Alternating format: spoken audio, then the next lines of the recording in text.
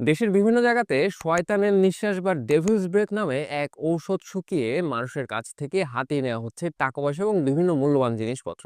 আমার মনে হচ্ছিল যে কিছু একটা আমার মানে ধুলা টুলা উড়ে আসে। পরে আমি এরকম মানে মুছলাম, মোছার পরে আর আমি ঠিক বলতে পারছি না, আমি সোজা ওদের সাথে যাচ্ছি। আমার সামনে তার ফোনটা এইভাবে ধরলাম, মুখের সামনে একেবারে ধরে বললো এই নাম্বারটা একটা ফোন দিয়ে দেন। এটা বলেই সে আমার ফোনটা হাত থেকে এমনি নিজের থেকেই নিয়ে গেছে। আমি কিছু বলতে পারলাম না, কারণ আমার তখন সেন্স কোনো কাজ করতেছিল না। আপনারা হয়তো অনেকে এই ভিডিওগুলো দেখেছেন। এখানে দেখা যায় একজন মানুষ রাস্তা দিয়ে হেঁটে যাচ্ছেন, তখন অপরিচিত কোনো একজন মানুষ এসে তার মুখের কাছে কোনো একটা কিছু ধরে অথবা তাকে কোনো একটা কিছু শোকায়।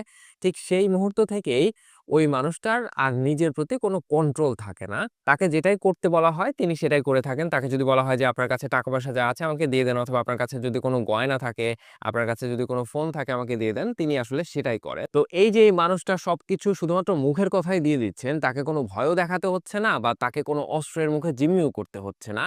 যেই ঔষধের প্রভাবে তিনি তার নিজের উপর থেকে কন্ট্রোল হারিয়ে ফেললেন এবং তাকে যাই করতে বলা হচ্ছে তিনি সেটাই করছেন।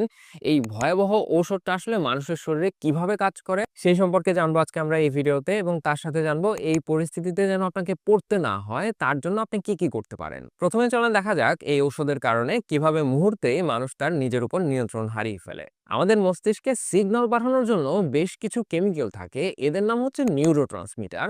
তো এই নিউরোট্রান্সমিটারগুলোর মধ্যে একটা নাম হচ্ছে এসিটাইলকোলাইন। এই এসিটাইলকোলাইনের সিগন্যালিং এর মাধ্যমে আরো বেশ কিছু গুরুত্বপূর্ণ কাজকর্ম করে থাকে। তার মধ্যে একটা হচ্ছে আমরা যখন নতুন কোনো কিছু শিখি তখন এই সিগন্যালিং এর দরকার হয়।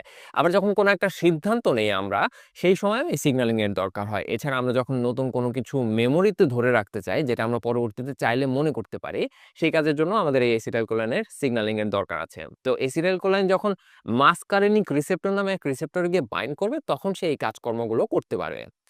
তো এখন ধরেন এই যে এসিটাইলকোলাইন এতগুলো কাজ করছে, কোন একটা কারণে আপনার এই এসিটাইলকোলাইন বন্ধ রাখলো, মানে ও যে কাজটা করতো সেই কাজটা বন্ধ থাকলো। তখন কি হবে? আপনি নতুন কিছু শিখতে পারবেন না, অথবা আপনি কোনো একটা সিদ্ধান্ত নিতে পারবেন না, বা আপনার মেমোরিতে কোনো নতুন কিছু জমা হবে না। মানে আপনি কিছুই মনে করতে পারবেন না যে ওই মুহূর্তে আপনার সাথে কি কি ঘটছে। তো ধরেন আপনার এই এসিটাইলকোলাইনের ফাংশন আমি বন্ধ করে দিলাম, বন্ধ করে দিয়ে আপনার সামনে একটা বার্গার ধরলাম। তো যেহেতু আপনি সিদ্ধান্ত গ্রহণ করতে পারবেন না, আপনি জানেন এটা একটা খাবার, কিন্তু আপনি এখন কি করবেন এইটা আপনি জানেন না। তো ধরেন আমি আপনাকে বললাম যে ভাই এটা একটা খাওয়ার জিনিস, আপনি খেয়ে ফেলেন। তো আপনি খেয়ে ফেললেন, এতে কোনো সমস্যা নেই। কিন্তু আমি যদি আপনাকে বলি যে ভাই এটা গায়ে মাখার জিনিস, আপনি ভেতরের মাংসটা মাথায় মাখেন আর রুটিগুলো গায়ে মেখে নেন, আপনি কিন্তু আসলে সেটাই করবেন। কারণ আপনি জানেন না আপনাকে কি করতে হবে, আপনাকে যেটা বলা হবে আপনি সেটাই করবেন, কারণ আপনার এসিটাইলকোলাইন কাজ করছে না, আপনার কোনো সিদ্ধান্ত নেওয়ার ক্ষমতা নেই। এখন আসেন ডেভিলস ব্রেথ